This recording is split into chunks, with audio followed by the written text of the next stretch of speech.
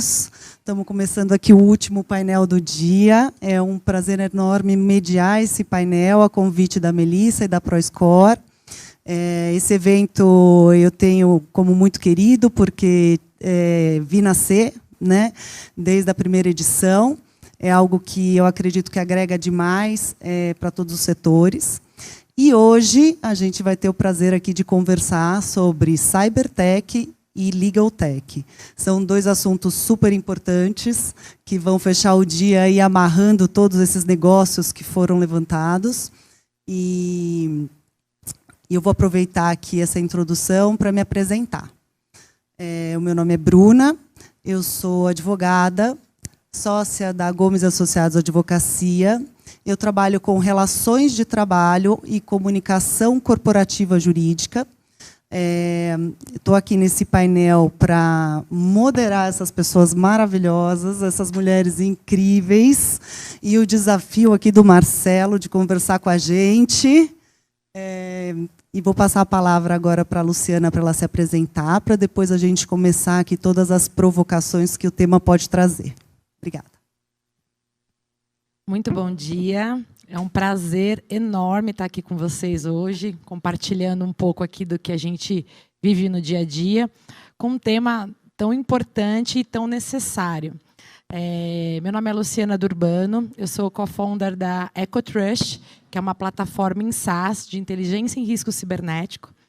E eu quero poder contribuir bastante com vocês aí, principalmente com a vivência de mais de 20 anos de mercado na área.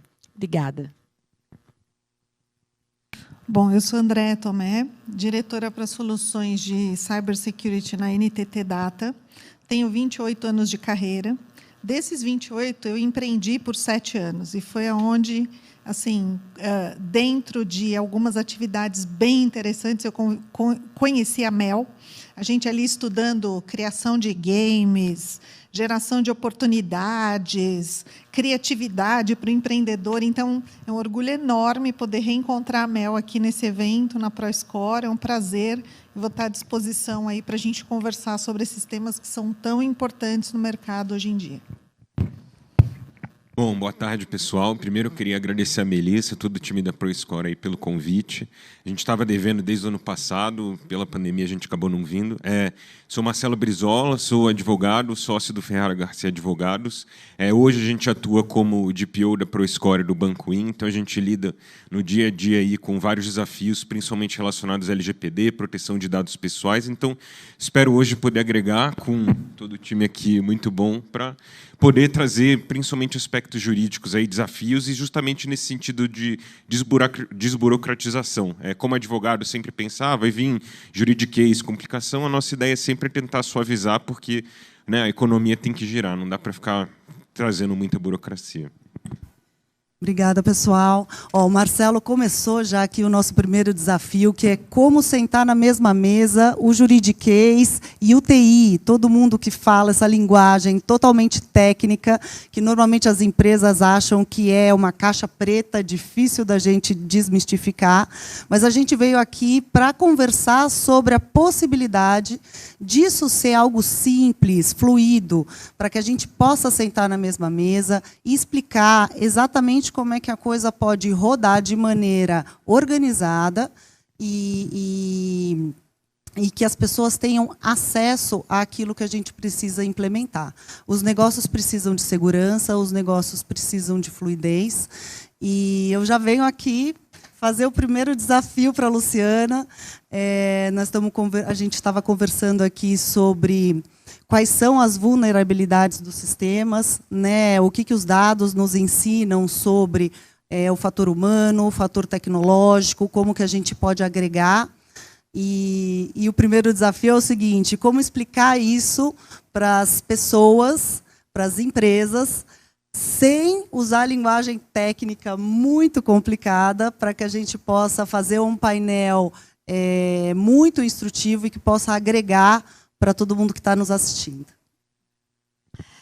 Bom, Bru, como a gente estava falando, a gente passa por um momento de transformação. O mercado ele vem passando por esse momento de transformação em relação ao consumo de informações. Na área de tecnologia, segurança da informação e cyber, não é diferente. Quando a gente fala de postura de segurança dentro das empresas, a gente tem um tema que ele saiu da caixa de tecnologia e ele expandiu para as áreas de negócios. Então, é um desafio a gente conseguir navegar em todas essas áreas, né, que transcende a área técnica e levar informação sobre segurança da informação. Porque é um tema que está hoje dentro da decisão do negócio. Então, quando um C-Level vai tomar uma decisão para o negócio, ele leva em consideração a questão da segurança da informação. Isso tanto no dia a dia das empresas, quanto na questão de investimentos, de bolsa, de vários outros fatores que agregam nessa questão.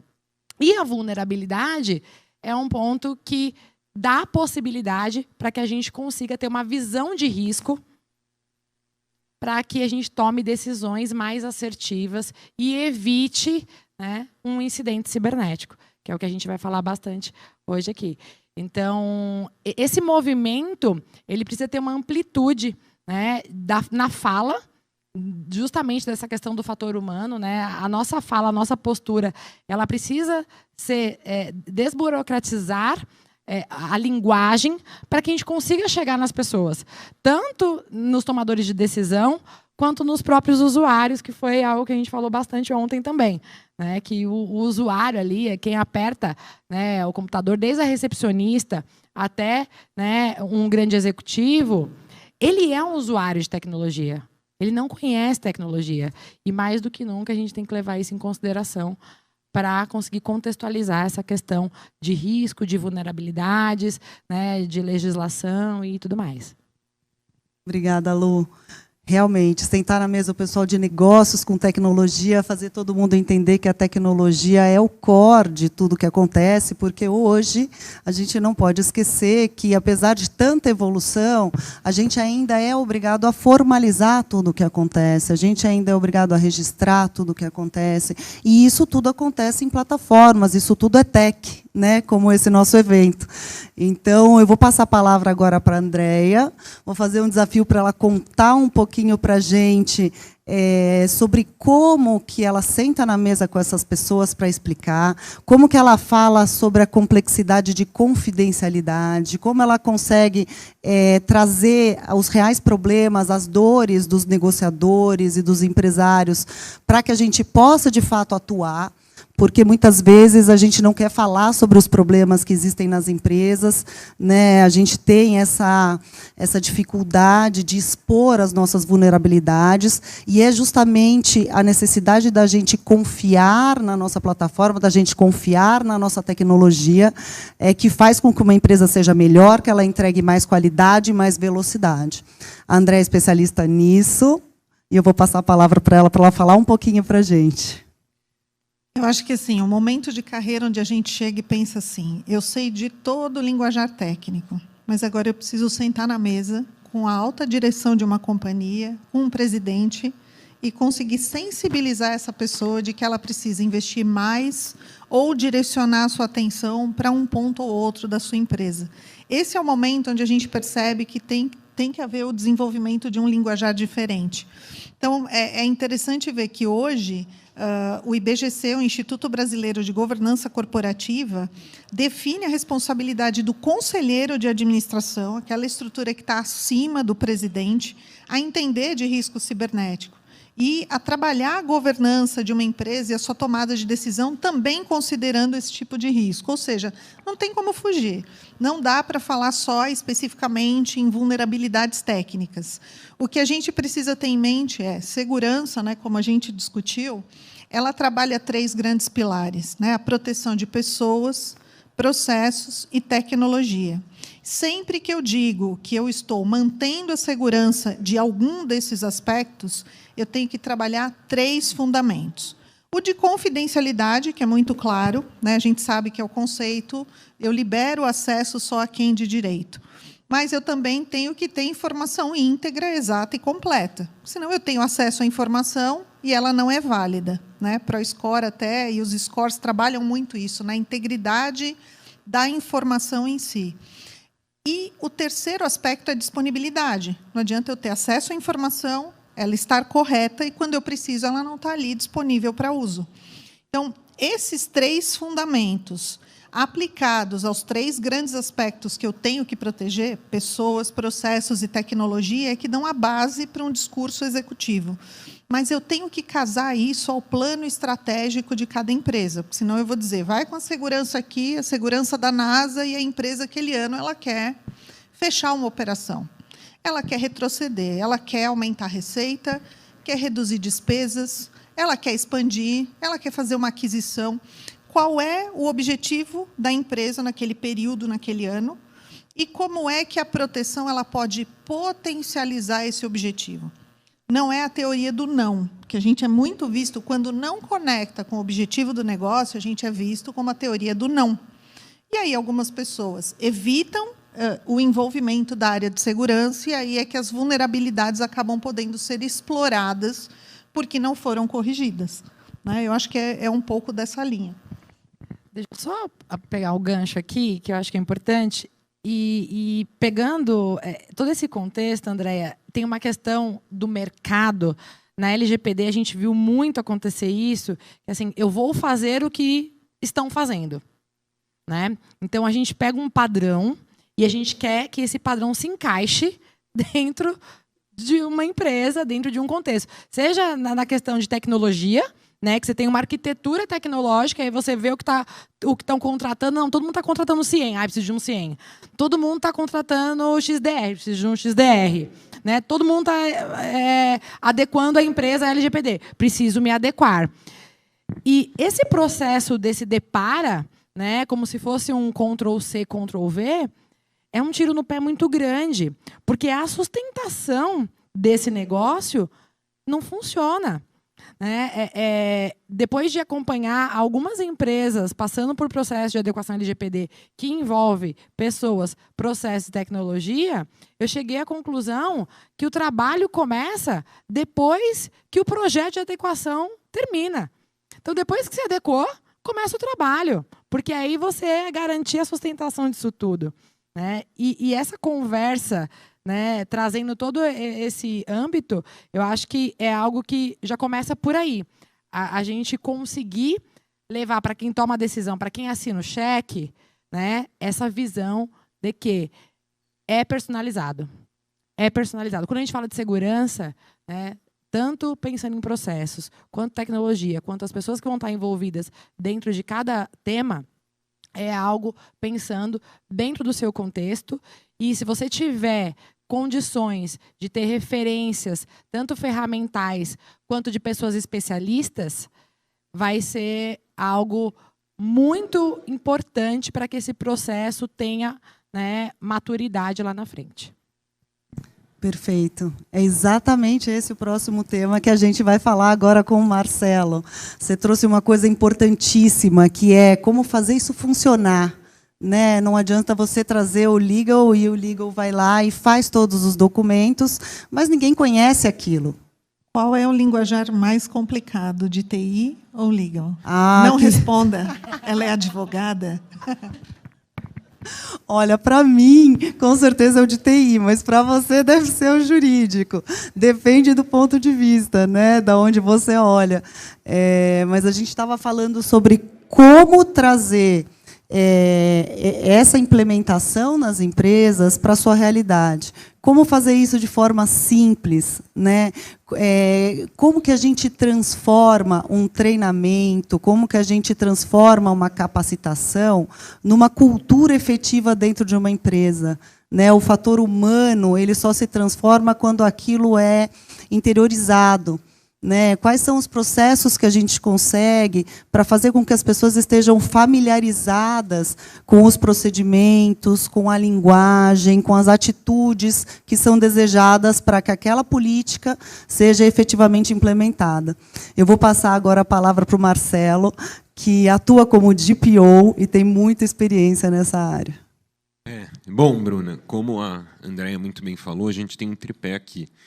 processos, pessoas e tecnologia. Isso vai muito quando você pensa em fazer qualquer adequação que envolve tecnologia ou alguma nova legislação. A gente coloca também o jurídico ali como algo que dá um suporte para você ter os documentos. E quando a gente pensa em pessoas, no final elas são quem vai lidar no dia a dia com os dados, com as informações. Então, se as pessoas não estão capacitadas, elas não sabem o que elas precisam fazer, não adianta você contratar os melhores sistemas de segurança, colocar tudo anonimizado, colocar criptografia, gastar rios de dinheiro, ou então contratar o melhor escritório de advocacia do mundo para fazer os melhores contratos, se a pessoa que vai estar lá na sua operação vai ter acesso a toda a sua base, vai achar que é normal ele mandar por e-mail dados de plano de saúde dos funcionários, entre outras empresas e coisas assim. Então, o que a gente busca, o que a gente tem aprendido ao longo do tempo, esse linguajar ele vai mudando muito. No início, ali, em 2018, a gente, até para falar com o C-Level, a gente ainda era muito técnico e não dava certo, porque tinha uma barreira muito grande. Agora, a gente entende que é mostrar qual que é o problema e como que ele pode chegar numa solução. E aí, quando a gente fala de pessoas, a gente pensa não só em trazer a tecnicidade, mas também mostrar na prática. Olha, se a gente for pensar que hoje todo mundo deu o celular ali na frente, né? Na hora que chegou. E agora, pensando melhor, quando a gente recebeu a mensagem, foi assim que a gente acabou recebendo a mensagem de que a gente podia ter sido hackeado.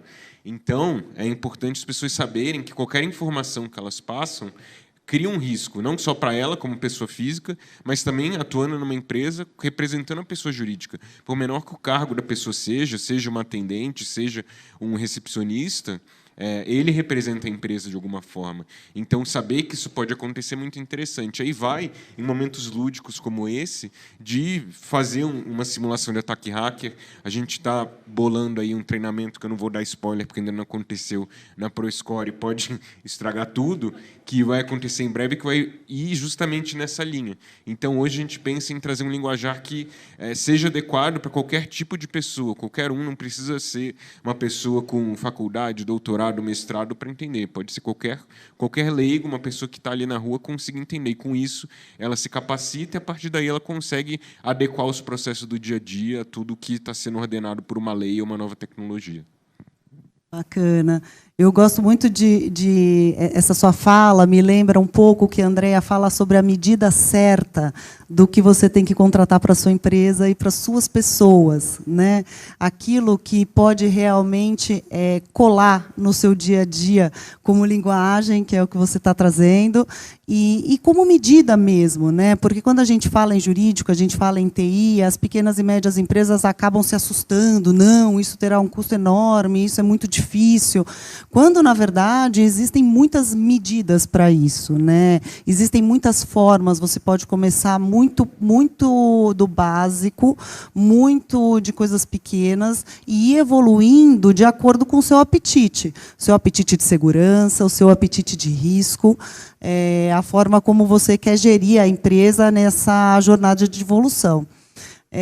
Vou fazer uma provocação aqui com a Luciana, que uma vez ela me contou um dado super interessante sobre qual que é a maior incidência de problemas de segurança nas empresas e o que ela conseguiu registrar, né, que vocês têm como registro. E eu achei super interessante, porque envolve o fator humano, e queria que você contasse um pouquinho para a gente sobre esses cases. Quando a gente fala de ataque cibernético, né, desde 1989 a gente tem ali o primeiro caso registrado de ransomware, que é o sequestro de dados, né? Então, o hacker ele invade a sua rede, criptografa os seus dados e pede um resgate em dinheiro. O primeiro caso foi em 1989, que era no modelo, né, antigo, que não tinha como ter escalabilidade. Só que aí surgiu-se a moeda digital, Bitcoin, entre outras. E foi aí que os hackers começaram a fazer essa festa, né? Através da moeda digital, que é irrastreável, eu consigo invadir uma empresa e pedir um valor em dinheiro para liberar aqueles dados, né? E a gente tem várias formas disso acontecer. Eu falo do ransomware porque hoje é um dos, né, vírus mais maliciosos do mundo. E ele tem várias formas de invadir empresas. Uma delas é através de phishing por e-mail, que inclusive é usado também, né, para ataques ransomware, entre outros, né? Eu não sei se vocês se lembram ou se já ouviram falar do WannaCry, que foi o maior ataque cibernético já registrado da história. Então, foram 200 mil computadores hackeados em mais de 150 países ao mesmo tempo. Foi em 2017. Então, foi um marco muito grande, né, para a nossa área, quando a gente começa a pensar em ataque cibernético em alta escala e o impacto que isso gera dentro das empresas. E são empresas, gente, de todo e qualquer tamanho. 80% dos ataques cibernéticos não são direcionados. É um dado importante também. 80% dos ataques cibernéticos não são direcionados. O que isso significa? Que o hacker, 80% das vezes, ele não direciona para uma empresa específica. Ele joga na rede, né, e a brecha da sua infraestrutura, que é a porta de entrada. Então, às vezes, uma empresa pensa, não, mas eu não sou tão conhecido, uma empresa é menor, uma empresa é média. Enfim, ninguém vai olhar para mim, vão só olhar para os grandes players. Então, 80% das vezes já é fora desse contexto. E 20% existe, sim, o hacker, né, o vírus ali, o ataque, na verdade, já direcionado para buscar as empresas específicas, principalmente olhando já o tamanho, né, do faturamento e do prejuízo que eles podem ter. Um exemplo de bilhões, né, foi a Renner, que sofreu um ataque recentemente, também alguns meses atrás, que eles pediram $1 bilhão. Né? E a Renner, o contexto, assim, de forma bem resumida aqui, eles tiveram e-commerce travado, né? Então, quando a gente olha para ativo tecnológico, né, Andréia? Ativo tecnológico pode ser relevante ou não, dependendo do negócio. Daí a gente volta naquela questão que nós falamos. A gente tem que olhar cada uma das empresas de forma individual. Você tem hoje a proteção de linha de produção. Toda a linha de produção é automatizada, que é o que a gente chama de OT, né? Você tem o IT, Information Technology, e Operation Technology. E ali, às vezes, eu não vou estar num ambiente computadorizado, mas você tem um controlador, né, automatizado dentro de uma máquina que fabrica um produto. Exato. É esse ponto. A gente olhar para... É uma indústria. A indústria tem um ativo tecnológico que é o core, que é o que faz rodar. É um e-commerce, é um banco, enfim. Mas voltando, só para finalizar da Renner, então, e-commerce totalmente travado e durante 4 dias... Todas as lojas da Renner abriram apenas para compras com dinheiro físico, porque eles não tinham um sistema. Eles não tinham um sistema, não passava cartão, não registrava. Eles estavam anotando em folha, sulfite, as vendas. Então, é um absurdo. E aí, quando a gente olha para uma empresa desse tamanho... E quando a gente olha para a Renner, o time de tecnologia, o time de segurança e toda a parte de infraestrutura tecnológica que eles possuem lá, a gente não está falando de uma equipe amadora. De forma alguma. A gente está falando de pessoas de mercado que conhecem, que sabem o que estão fazendo.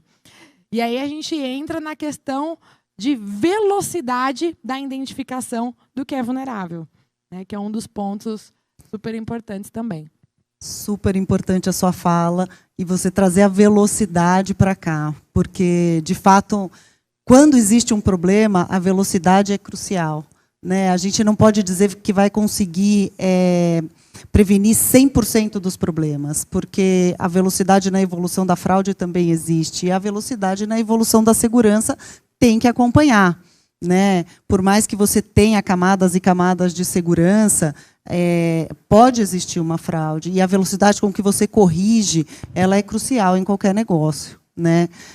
A Andréa falou bem, agora também trazendo para a gente essa questão, e eu acho que a gente podia talvez trazer mais algum case de como que uma empresa deste porte, eu sei que você trabalha com empresas enormes e dá consultoria para empresas enormes, como que elas lidam nesse momento, trazendo um pouquinho de legal, né? com o sigilo, né, do problema e como que elas lidam com a solução do problema, porque para ele ser resolvido você precisa de alguma forma abrir, falar com pessoas e fazer tudo o que é necessário com a maior urgência, né? Excelente chamar pessoas. Vamos fazer um programa de conscientização aqui com vocês. Porque a gente estava explorando bastante a questão do ransomware, explorando o ambiente tecnológico. A gente está falando de uma disciplina aqui que é segurança da informação. Antes de legal, antes de privacy, antes de cybersecurity. É segurança da informação. A minha opinião está sendo vazada por essas câmeras. Com o meu consentimento, por amor à ProScore e à minha querida Mel. Certo, doutor? Então, estamos dentro da lei. Quantas vezes, se eu tiver acesso ao lixo da casa de vocês, qual é a engenharia reversa que eu posso fazer? Eu consigo saber se você tem aplicação, porque tem gente que joga extrato na íntegra no lixo. Consigo saber se a casa tem criança, se tem alguém doente, que tipo de medicação usa, hábito de consumo e de alimentação, e até de comportamento. Porque a gente joga fora muitas coisas. E eu estou, com o meu consentimento, vazando informação. O lixo é uma grande fonte de vazamento da informação. Isso para a gente desmistificar um pouco da questão tecnologia. Certo? Não só o lixo, as nossas redes sociais, os nossos smartphones, o que eu transfiro de fotos, eu estou transferindo, é com o meu consentimento. Ok? Para quem eu disse, eu vou mandar uma foto e vou dizer, não pode passar para um outro. A gente não faz isso. Puxa, colocaram minha foto na internet, mas fui eu que mandei. Então, hoje, a gente precisa entender que a informação ela tem que ser protegida em qualquer meio. Se ela está no meu pendrive, se ela está no meu smartphone, se ela está no computador, se ela está no servidor, se ela está no ambiente industrial. Tá? E se a gente tiver esse conceito, né, em mãos, a gente vai ser mais difícil. Vai ser mais difícil de ser atacado. A nossa informação, quando rodar ali um robô na internet, ela não vai estar tão disponível assim para um atacante. Eu não vou ser tão atrativa, a não ser que eu seja definida como target. Aí não tem jeito. Aí é uma questão de tempo, vão falar, eu quero hackear a Andréia, vão me pegar por todos os lados, pega o lixo, pega o computador, pega a rede social, e ali você vai ser um target, por algum motivo. Mas também é importante ver que o atacante não necessariamente é esse hacker do capuz preto, o cara que é totalmente especialista em tecnologia. A gente tem desde um script kid, aquele que baixa um script pronto da internet, que quer aprender, que quer ganhar conhecimento ou quer ganhar poder em termos de conhecimento. Na pirâmide, essa é a base. Logo em seguida, eu já entro para um criminoso individual. Aquele que vai ter algum tipo de benefício, principalmente financeiro, como indivíduo. Em seguida, eu tenho as quadrilhas. Toda quadrilha hoje tem alguém especialista em tecnologia e em segurança, principalmente para quebrar os smartphones da gente, né? Quando eles roubam ali no carro, é quem faz a engenharia reversa. Mas, no topo da pirâmide, eu tenho conflitos interpaíses, como a gente está vendo em guerra de Rússia e Ucrânia. Não sei quem acompanhou na internet, no YouTube, as chamadas de hackers mundiais de um país contra o outro. E ali eles estão jogando em cima de um propósito político.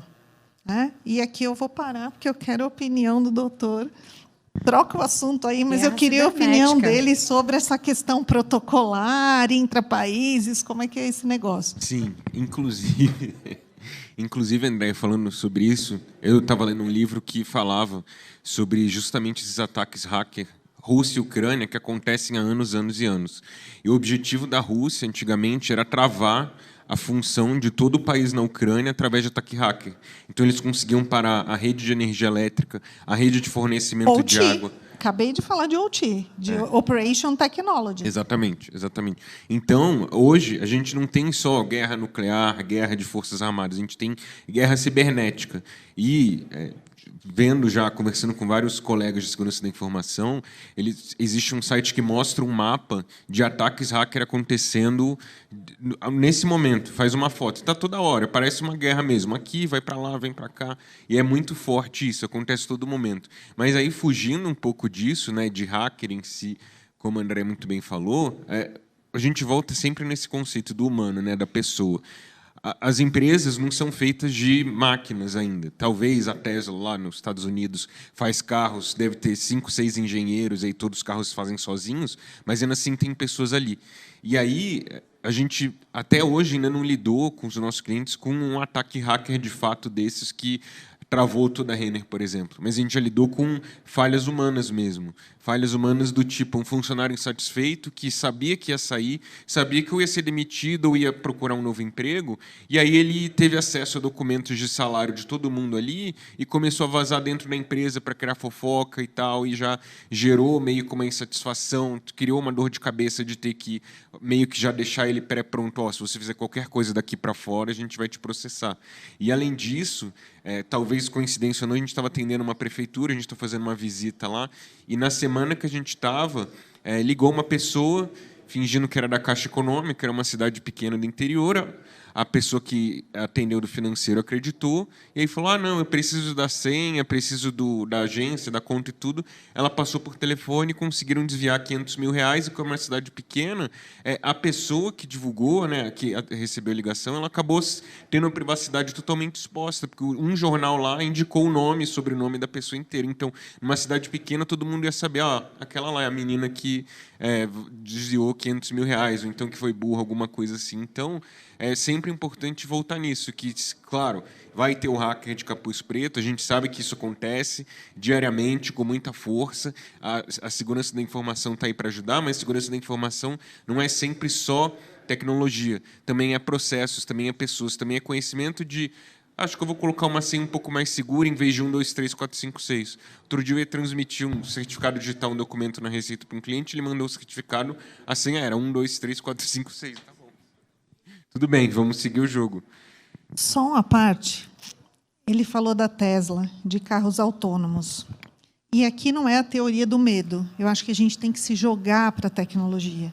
Tem que entrar no metaverso, tem que fazer negócios com as novas tecnologias, mas tem que estar ciente. A gente, antes de estar na plenitude do uso do metaverso, e para entrar no metaverso, eu preciso de um headset, preciso de N dispositivos. Hoje já tem colete que simula a sensação ali de um show de rock. Eu tenho sensores, né, via pulso, sensores táteis, robôs que ajudam a ter a sensação, né, de toque. Enfim, tem muito hardware em pesquisa, em evolução. Procurem no Google hacking headsets, hacking machine learning, hacking artificial intelligence. Esse negócio já está sendo estudado pelos hackers muito antes da plenitude do nosso uso. Então, até quando a gente vai trabalhar com atraso? Até quando a gente vai deixar de olhar para isso, que o risco existe, né? Eu preciso saber exatamente qual é o risco inerente àquilo que eu estou planejando utilizar.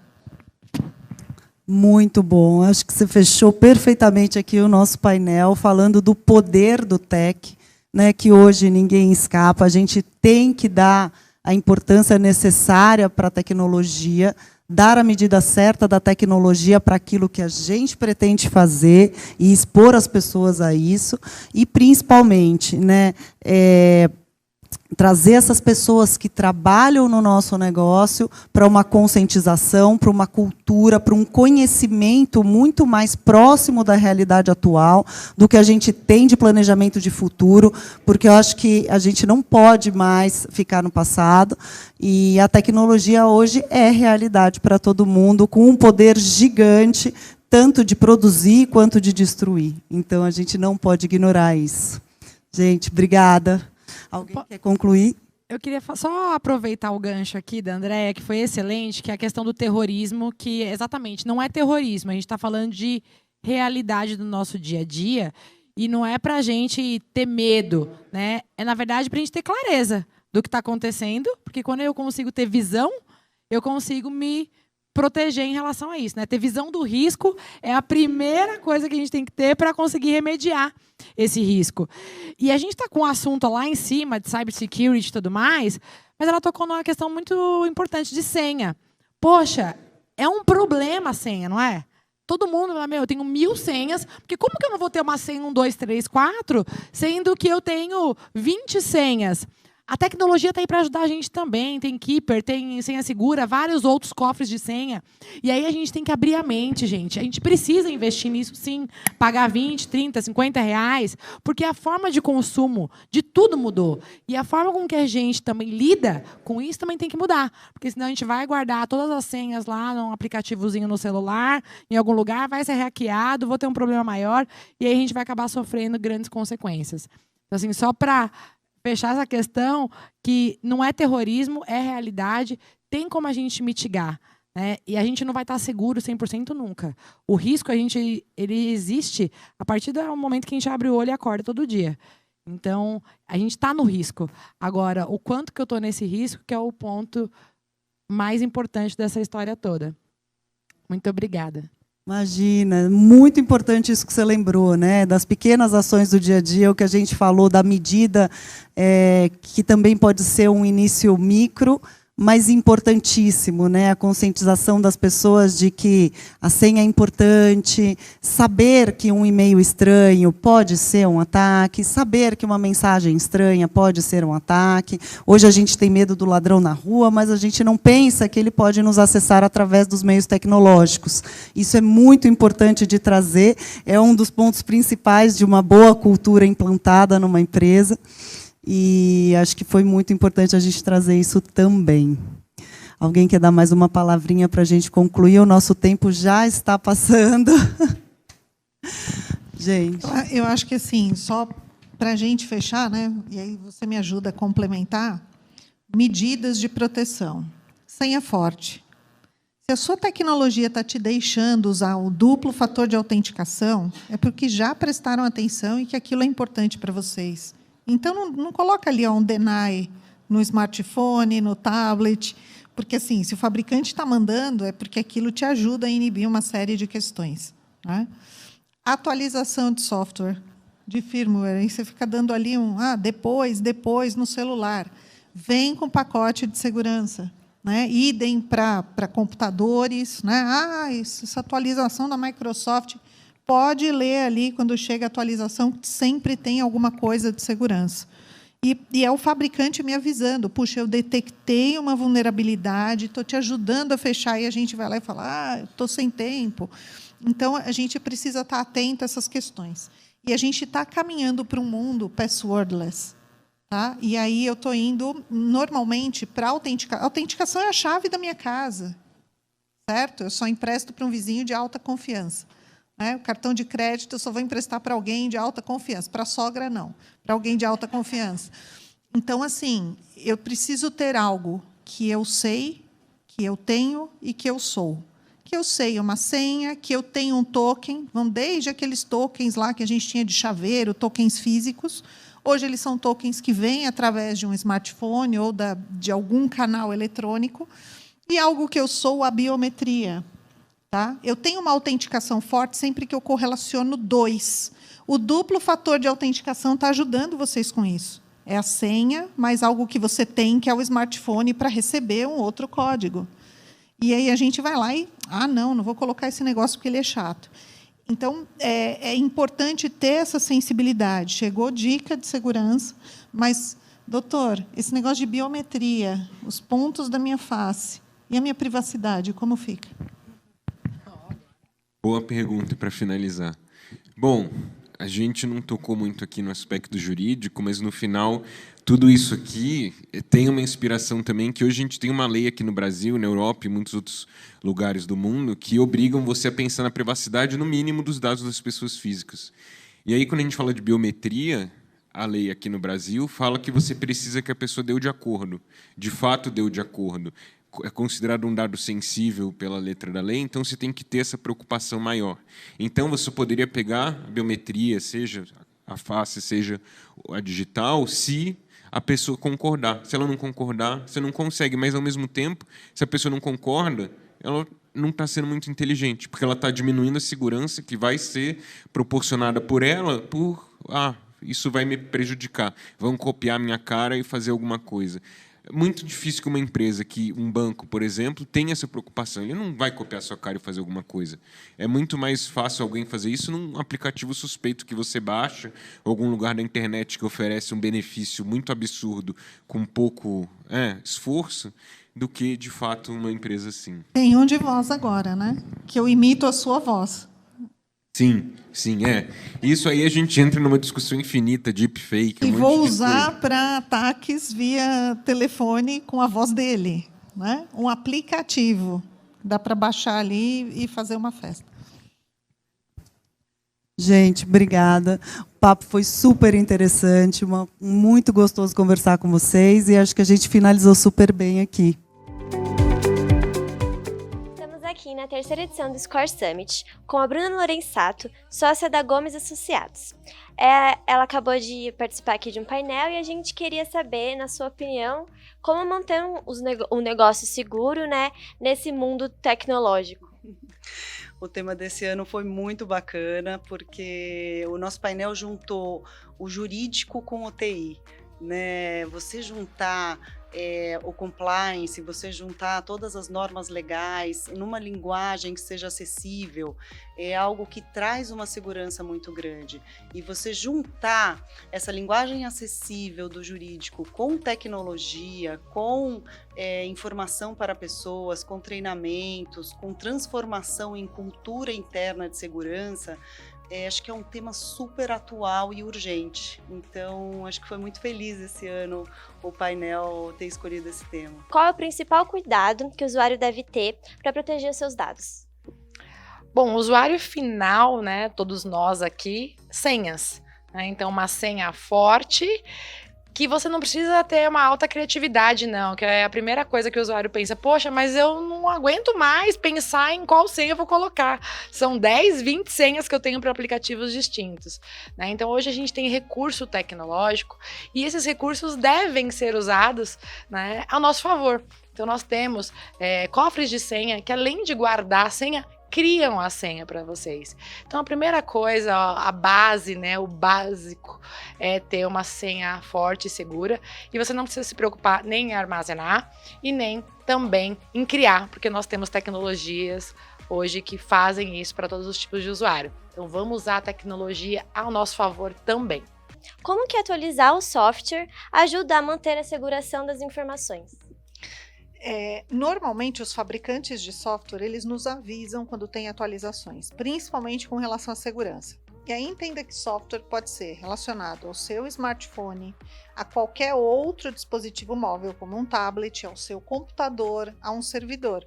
Então o fabricante te avisa porque ele já pesquisou, já encontrou um problema e achou uma correção para isso. Então, quanto mais a gente puder ter essas correções de segurança instaladas, menos vulneráveis os ambientes vão estar.